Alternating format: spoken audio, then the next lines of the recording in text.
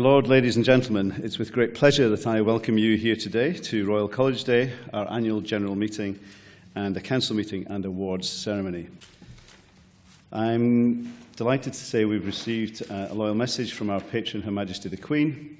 It reads, "Please convey my thanks to the President, Council and members of the Royal College of Veterinary Surgeons for their loyal greetings sent on the occasion of Royal College Day and their annual general meeting, which is held today at 1 Great George Street, London. As your patron, I much value your continued support and in return send my warm good wishes to all concerned for a successful and most enjoyable programme. Elizabeth R." President, we now turn to the results of the 2015 Council election. Turnouts in both Council and VN Council elections rose this year, with 4,838 veterinary surgeons voting and 1,379 veterinary nurses. Those elected are as follows, the first getting the most votes: Neil Connell, Tim Greet, Joanna Dyer, Peter Robinson, Catherine Richards and Lynn Hill. There were 5 candidates who were not elected. I hereby declare these 6 veterinary surgeons to be elected members of Council for a period of 4 years. Of these, Professor Tim Greet and Mrs. Joanna Dyer are new to Council, and Dr. Catherine Richards. We welcome back Peter Robinson, and Dr. Neil Connell and Mrs. Lynn Hill are existing members who have been re-elected for a further 4 years. I would like to formally welcome our new members to Council and invite Joe Dyer, Tim Greet, Kate Richards, Peter Robinson and Douglas Hutchinson, who are with us today, to put on their gowns and come forward onto the stage before taking their place with Council.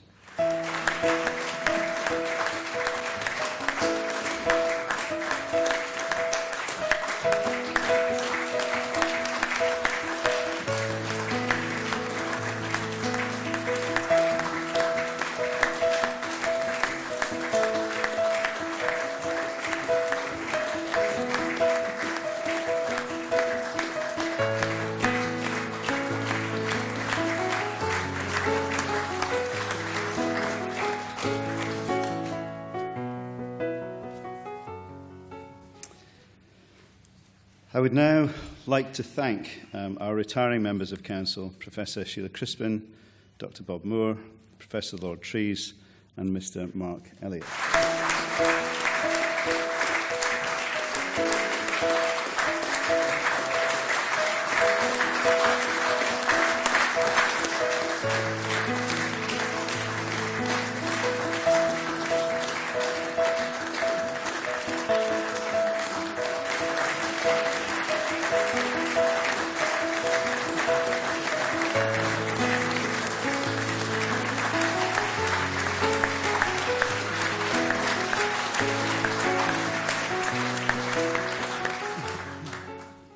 Turning now to the Veterinary Nurses Council.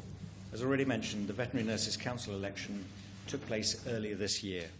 There were 3 candidates for 2 places. In order, those elected are as follows: Lucy Bellwood and Elizabeth Cox. Of the 2 successful candidates, Mrs. Lucy Bellwood is new to VN Council and Mrs. Liz Cox is an existing member who has been re-elected for a further 4 years. Additionally, Liz Cox was confirmed as chair of VN Council at its May meeting and takes up her post today. Liz is replacing Kathy Kizik, who has been chair of VN Council for the last 3 years. If I may, I would like to say a few words about Kathy, who's been a tremendous chair of VN Council through some really historic moments for the veterinary nursing profession, including being the first veterinary nurse to sit on the operational board at the launch of our new charter. Kathy remains on VN Council for a further year, and we're lucky to be able to draw on her expertise as Vice Chair.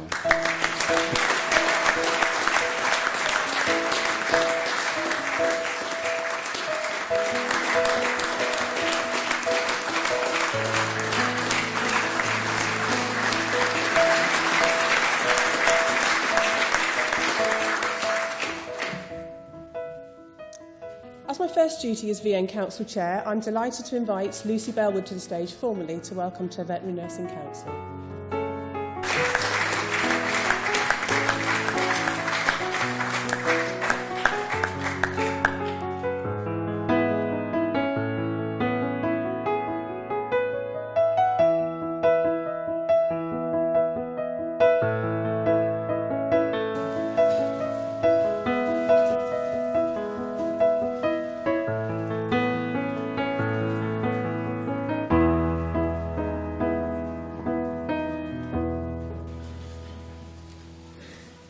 My Lords, ladies and gentlemen, it's with great pleasure that I welcome you to our award and our reward recipients and their guests to Royal College Day and the presentation of awards here at 1 Great George Street. We begin proceedings with a celebration of the RCVS Queen's Medal. Our patron, Her Majesty the Queen, has kindly given her permission for this honour to be named after her.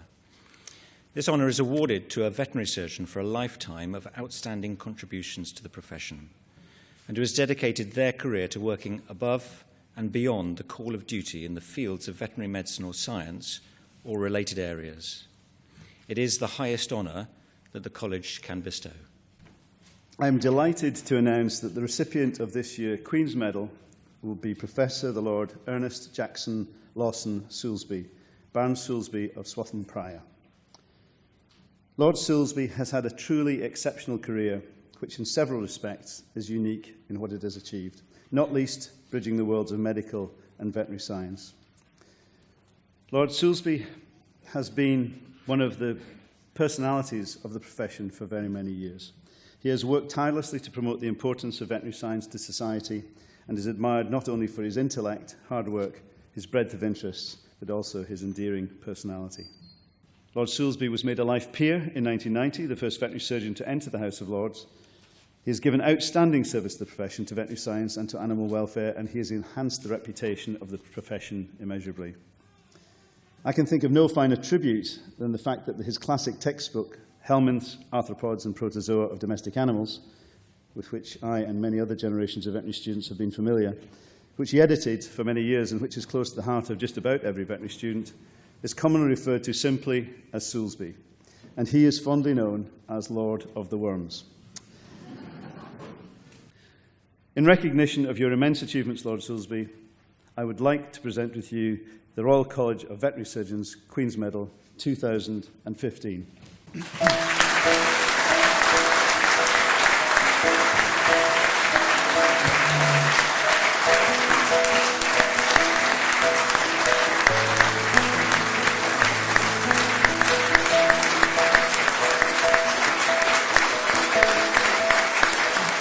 My Lords, Mr. President, ladies and gentlemen, I thank the Royal College for the honour they have bestowed upon me. I thank Lord Trees for nominating me, and I thank the Council for supporting his nomination. It is indeed an honour to be recognised by the Royal College, my governing body, and the veterinary profession. Thank you.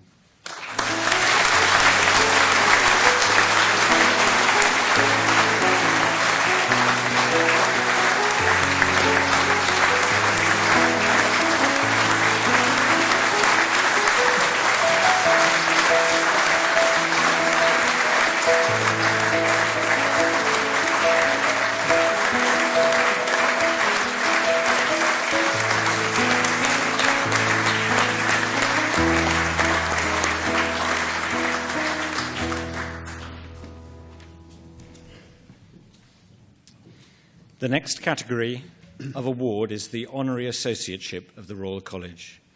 This is a prestigious honour conferred to a small number of non-members of the RCVS each year in recognition of their special contribution to the veterinary sphere. The first person to receive an Honorary Associateship this year is Dr. Michael Francis.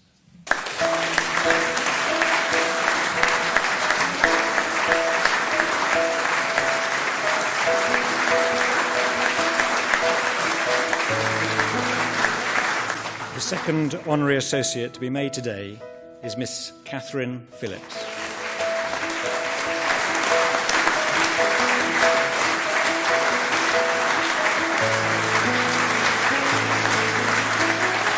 The third Honorary Associateship today is bestowed upon Mr. Phil Sketchley.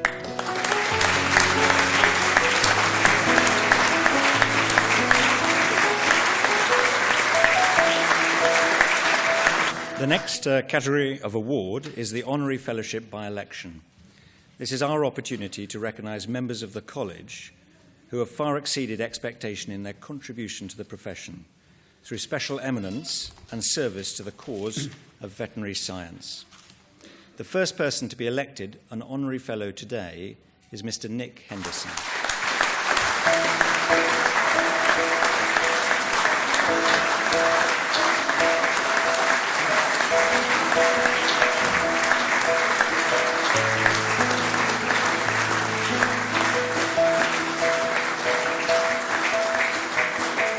The second honorary fellow to be elected today is Professor Donald Kelly.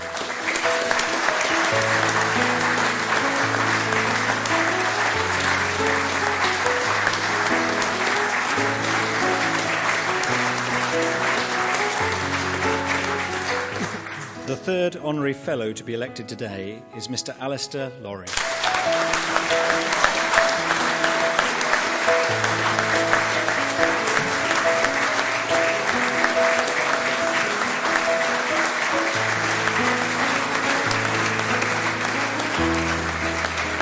We now come to the presentation of fellowships. The award of fellowship by meritorious contributions to learning is to be made to Dr. Cheryl Lynn Scudamore,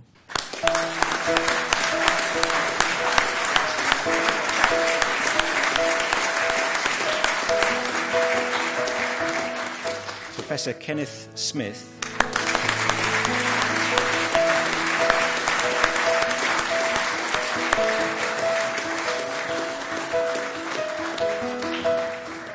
we now come to the presentation of diplomas.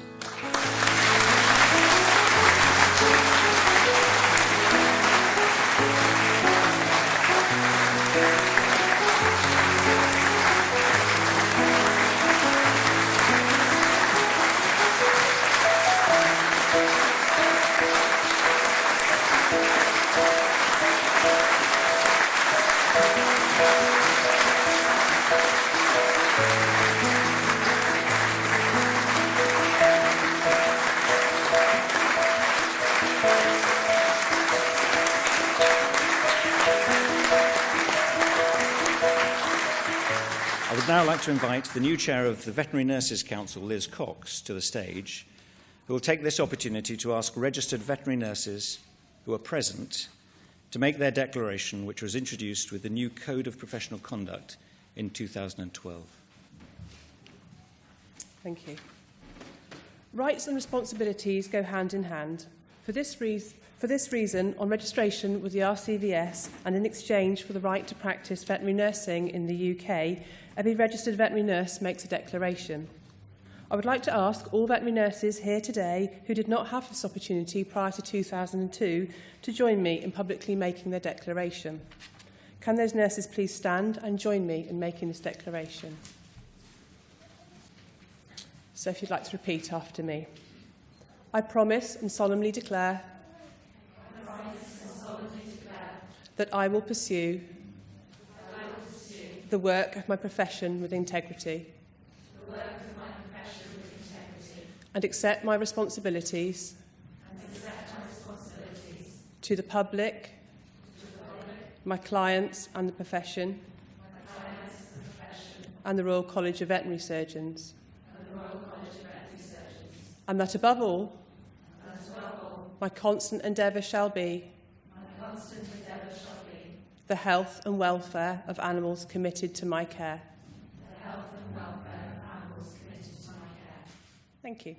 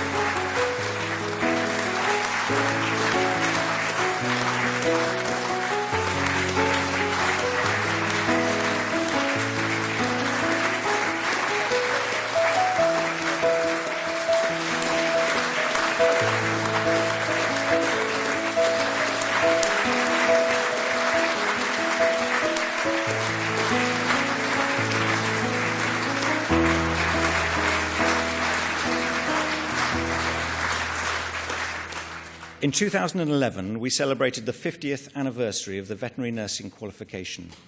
And to mark this, the Veterinary Nursing Council launched a Golden Jubilee Award to recognise exceptional contributions to the veterinary nursing profession and positive contributions to animal welfare. I'm pleased to announce that the Veterinary Nursing Golden Jubilee Award for 2015 will be presented to Mrs. Dot Crichton.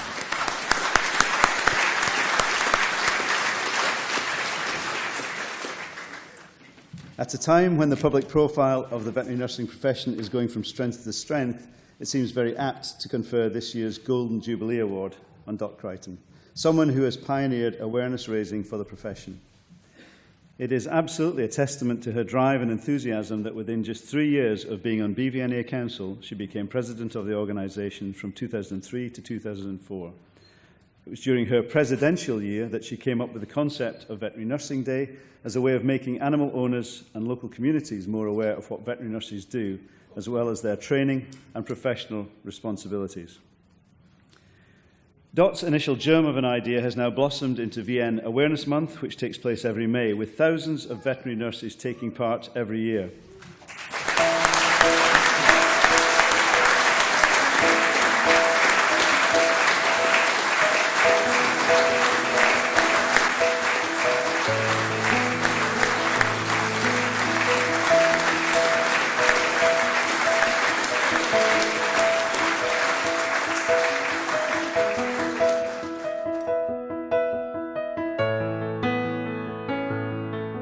It's now time for an overview of the year from our Chief Executive and Secretary, Nick Stace.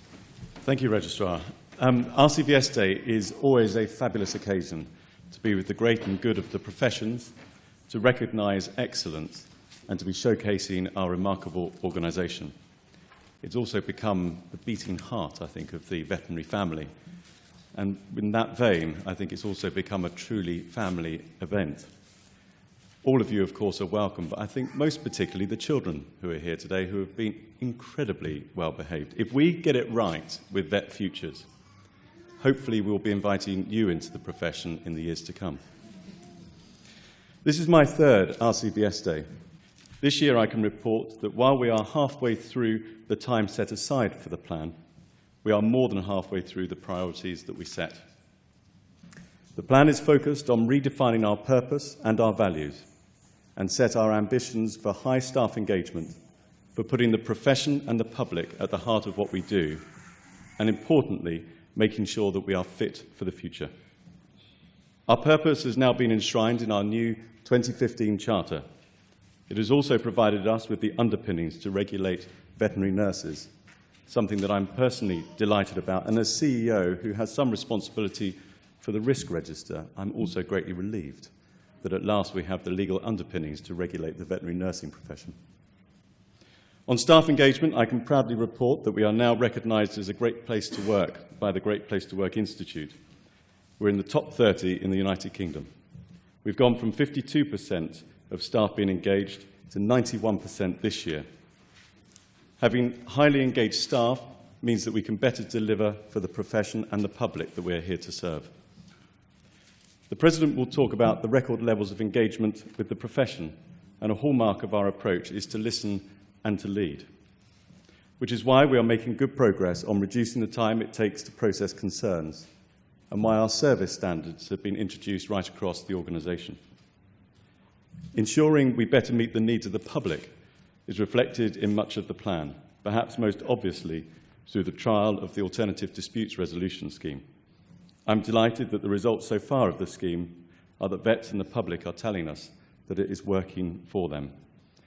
And in fact, many of you would have seen in the Veterinary Record recently a letter written by John Dinsdale, where he praised the professional conduct team for the work that they're doing on the Alternative Disputes Resolution, but also the improvements that have been made in processing concerns. So it's not just us saying that, it's unprompted as well from others.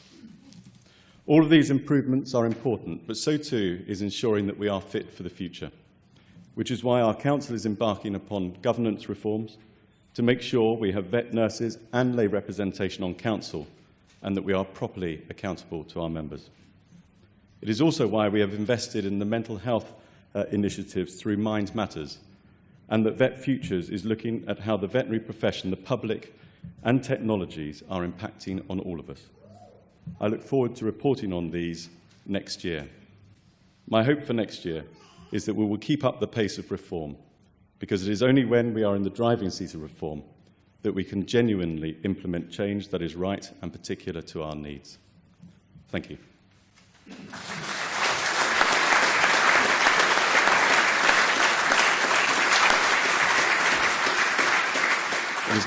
It is now my great pleasure to hand over to my boss for the next 10 minutes, Professor Stuart Reid.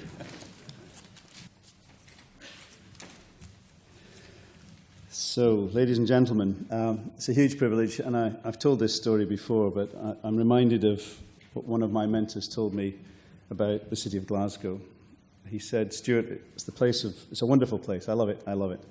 He said, it's the place of my first drink, the place of my first smoke, the place of my first dance, the place of my first kiss, the place of my first real intimacy with the opposite sex, and the place of my first fight. He said it was a hell of a night.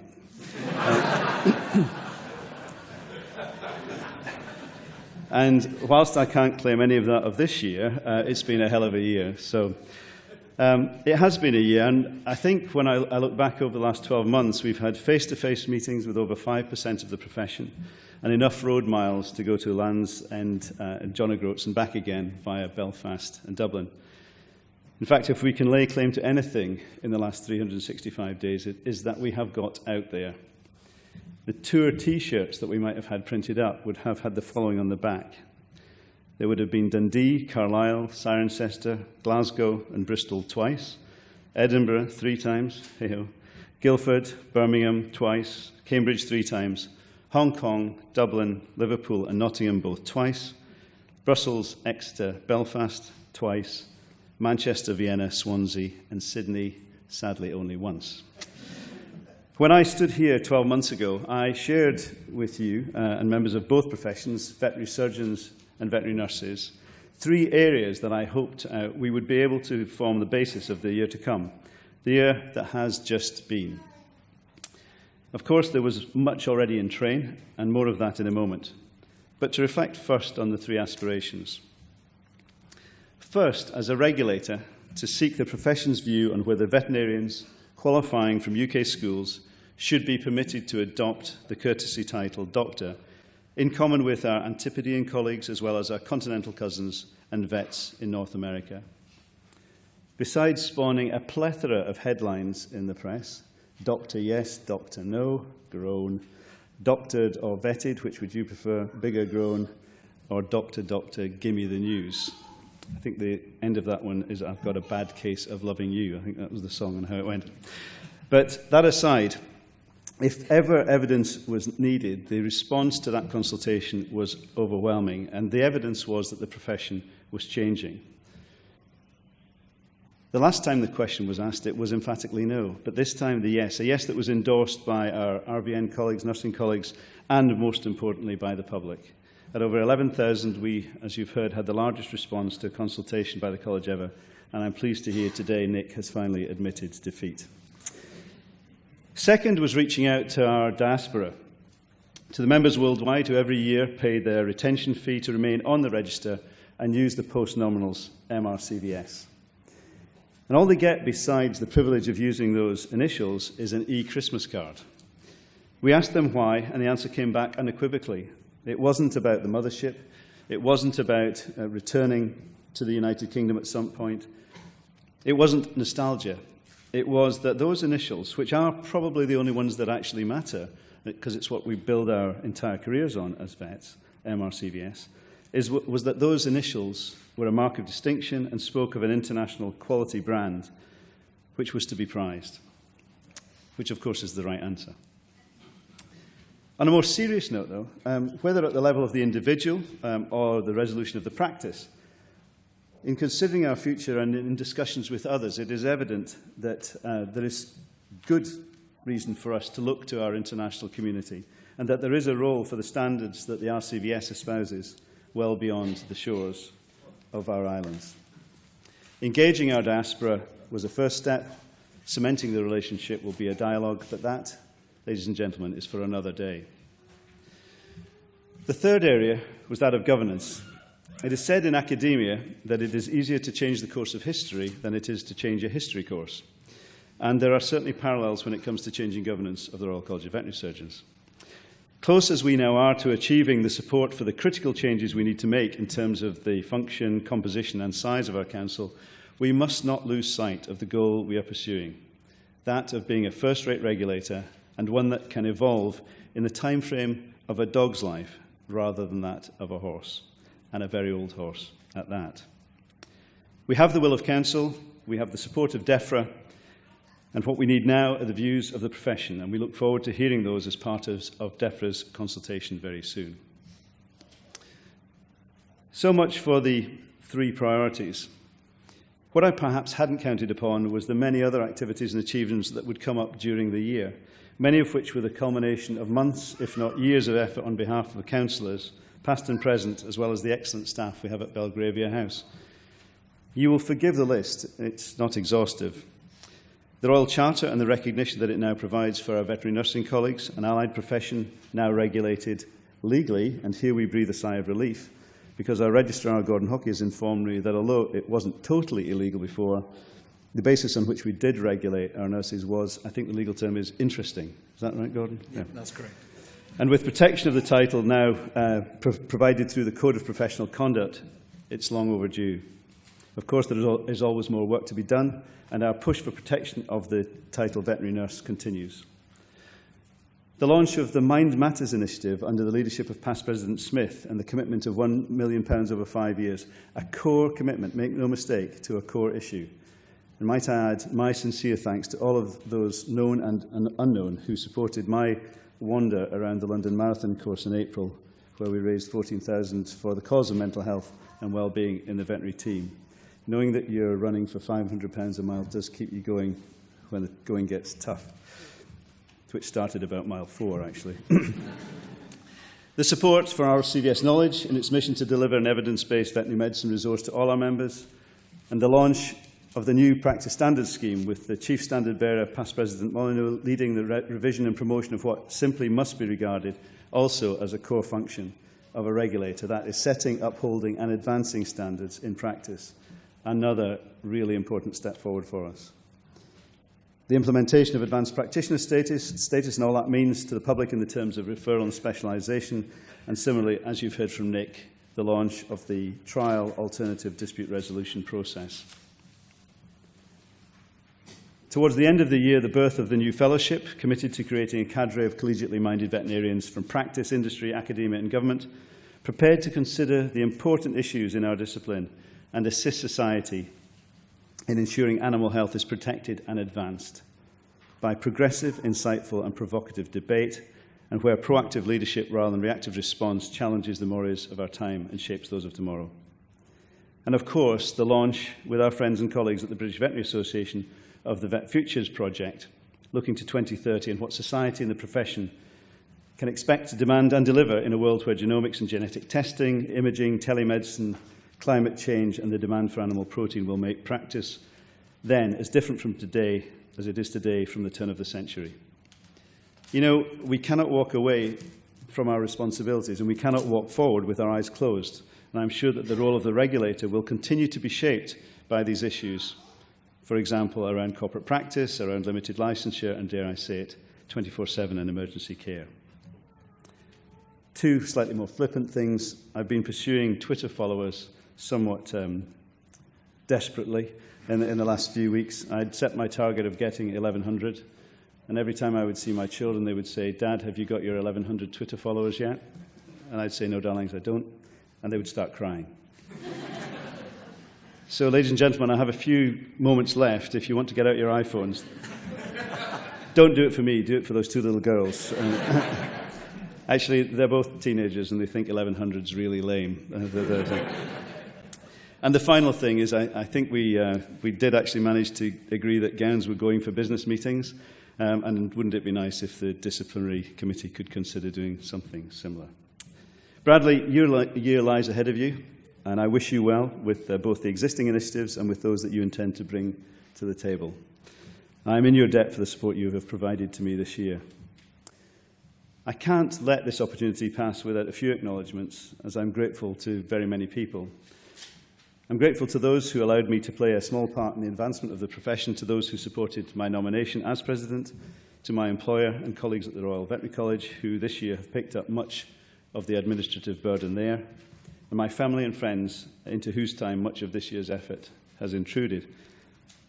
But today, in this room, and looking down to my right, I can look on my fellow councillors and thank them, who, as they give of their time in no less a way, who populate our committees, and who have been prepared this year in particular to have some of the grown-up and at times uncomfortable discussions that have been necessary. Ladies and gentlemen, please thank my fellow councillors. Thank you.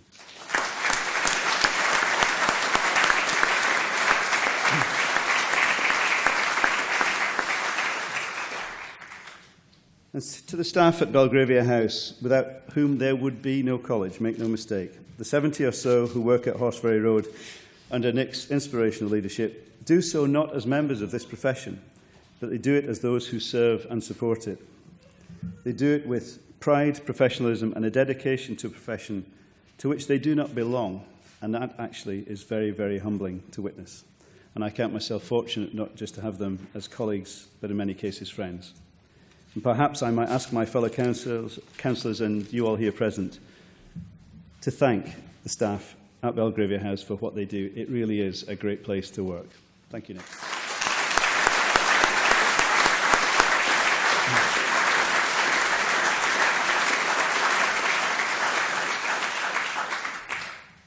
Before I finish, there is one person who's not here. There's an empty chair at the table, and that's our departing Vice President, Colonel Neil Smith, who would be leaving the podium to return to the ranks of Council.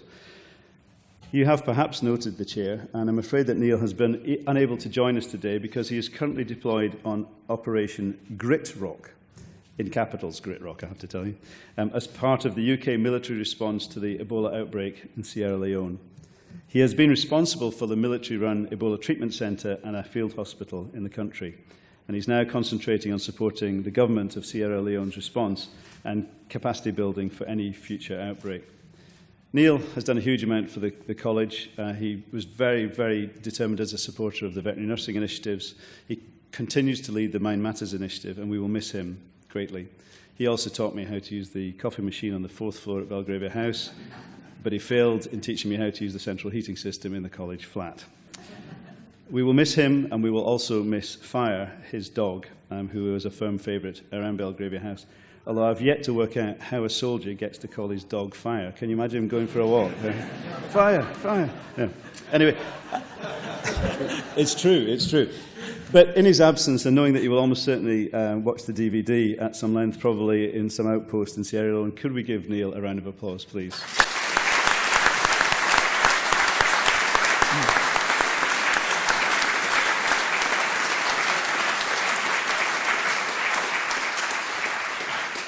I think this afternoon, the second session, I should say, is quite telling that we started talking about how Lord Soulsby had a role in One Health.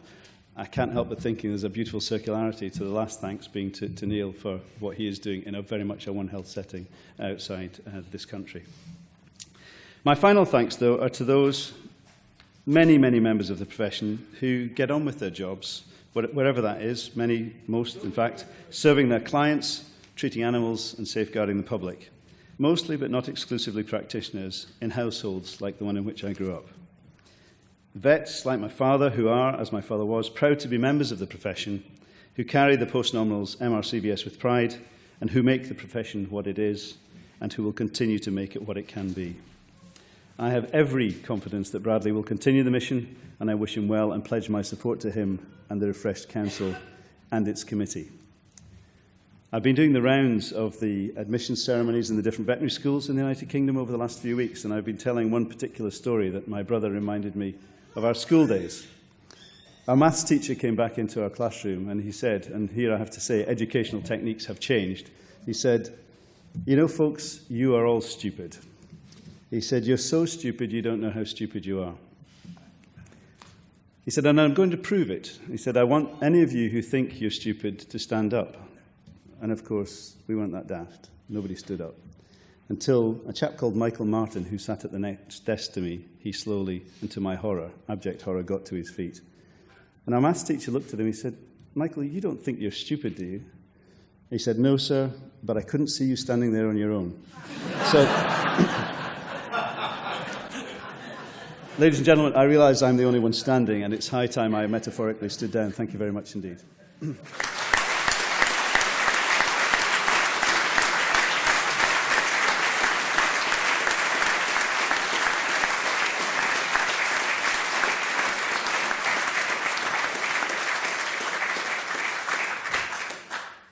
Thank you.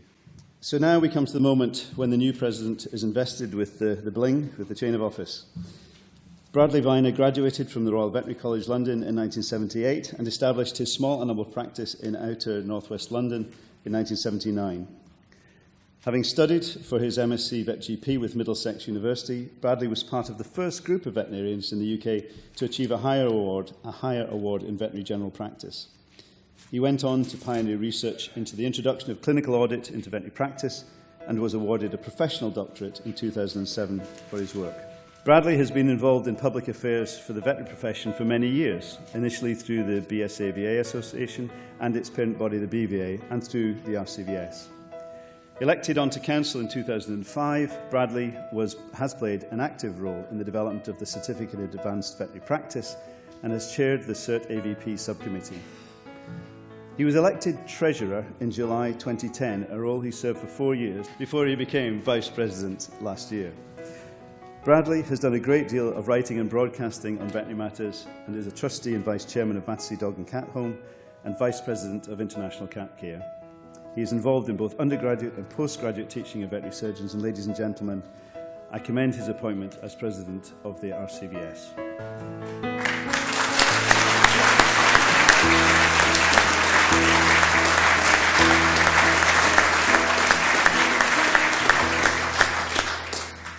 Stuart, thank you for your words, mostly kind.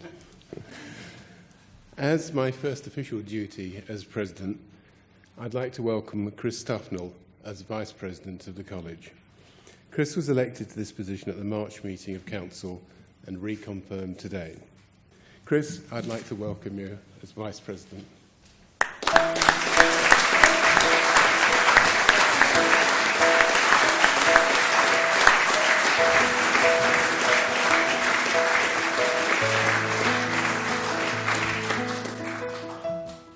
My lords, ladies, gentlemen, and of course, doctors.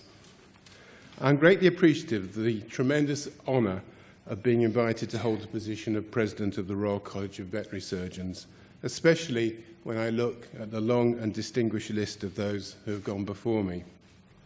Not least of them is our now Senior Vice President, Stuart Reid. Now, as every good scientist, Stuart Reid is a very curious person, and one of the first things he did when he became president was to explore the college and delve into the vaults and archives around the college. And one of the things that he found was actually a very smart presidential lapel badge, which during the year Stuart has taken to wearing at times when perhaps wearing the full presidential regalia is not entirely practicable, such as when he's in bed or having a shower. Well, Stuart, I'm afraid to say the bad news is that you're going to have to give up that badge now. But as a consolation prize, I am going to present you now with the Past President's badge and to formally thank you for all the wonderful work that you've done for the college over the past year.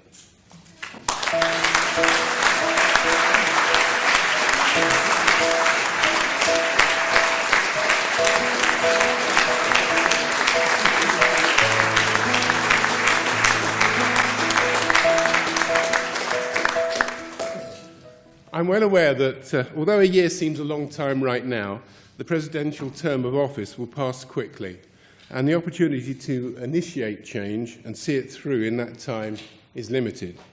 However, I've been fortunate to have been deeply involved in college affairs as Treasurer for 4 years before becoming Vice President, through some very interesting times. I've seen many positive changes in the way the college has been run and have been involved in bringing forward many projects, several of which will come to fruition during my year. I know that our Chief Executive believes that audiences can best recall information given in threes. Stuart has summarised many of the areas that we've already been working on, but I'll just pick the three that I consider to be particularly exciting. First of all, the Vet Futures project, which we've been working very closely together with the BVA to scope future developments in the profession, and as far as possible, to actually become masters of our own destiny rather than hostages to fortune. We will be issuing a joint report in November, but that's not the end of it. That will just be the first step in an action plan that will be vital to the future of the veterinary professions. Secondly, the new fellowship, which will open up this distinguished group to a new and vibrant membership. I'm confident that it will grow into an influential body that will help to broaden the knowledge base of our profession. And thirdly, the new practice standards scheme, which will help to drive forward the quality of care by encouraging continual improvement for its members. If I had to pick a theme for my year, it would be that of continual improvement. It's a very easy term just to bandy about, but much more difficult to actually implement it effectively. It involves accepting there are many different ways we can tackle the challenges that we face, and that actually we very rarely do things perfectly. It's only by recognizing our imperfections that we can get better, and it takes courage to lay oneself open to criticism. In fact, I think back to my somewhat checkered school reports, which I used to very sheepishly take home to my father and try and explain away, and the rather frequent comments that Bradley could do better. I think they meant it as a criticism. In fact, I know they did. But I would now take it as a positive encouragement. The college is doing extremely well. It can continue to improve and become even better. During my year, I undertake to do everything in my ability to ensure that it does. Thank you.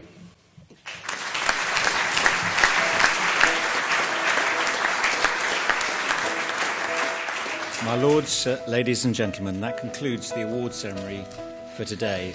Vice President Stuart Reid will now introduce our guest speaker for today.